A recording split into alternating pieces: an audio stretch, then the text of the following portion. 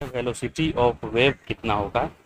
तो कंडीशन क्या गिवन है, y equals to 1 divided by 1 plus x square at t equals to 0 and y equals to this at t equal to 4। The amplitude of a wave, और ये y कोई general position नहीं है, ये exactly amplitude दिया हुआ है, मतलब maximum displacement of particle, right. तो अगर ये y मैक्सिमम है तो इसको मैक्सिमम होने के लिए डिनोमिनेटर को मिनिमम होना पड़ेगा, और डिनोमिनेटर मिनिमम कब होगा, जब x का वैल्यू 0 होगा, क्योंकि x का स्क्वायर है। अगर x का वैल्यू आप कुछ भी रख लेंगे, कभी निगेटिव आने वाला है नहीं x का वैल्यू, तो मिनिमम वैल्यू x का वैल्यू क्या होगा, 0। तो x को मैं 0 रख दूंगा, तब उस समय जाकर y मेरा मैक्सिमम हो रहा है, यानी एम्पलीट्यूड हो रहा है।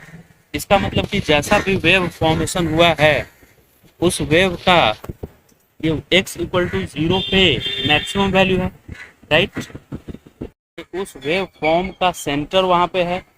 अगर वेव फॉर्म ऐसा होता तो इस वेव फॉर्म का एम्पलीट्यूड यहाँ पे है, यानी इस जगह पे x बराबर 0 है, राइट। इस पोजीशन पे x बराबर 0 है।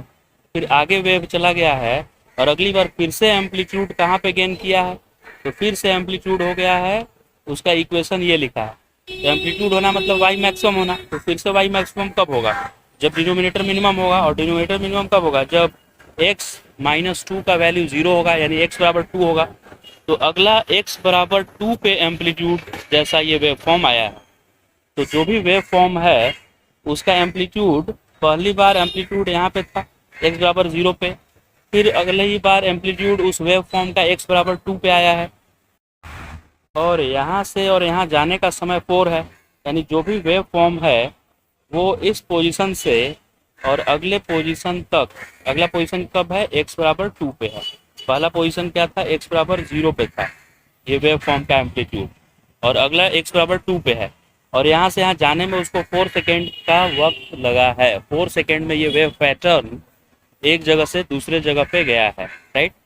तो 4 सेकेंड टाइम हुआ, और डिस्टेंस ट्रेवल कितना हुआ, 2 मीटर का डिस्टेंस ट्रेवल हुआ, क्योंकि एम्पलीट्यूड x बराबर 0 पे था और 4 सेकेंड के बाद एम्पलीट्यूड 2 पे चला गया। तो ये वेव फॉर्म कितने स्पीड से गया, तो स्पीड का फॉर्मूला होता है डिस्टेंस ट्रेवल्ड।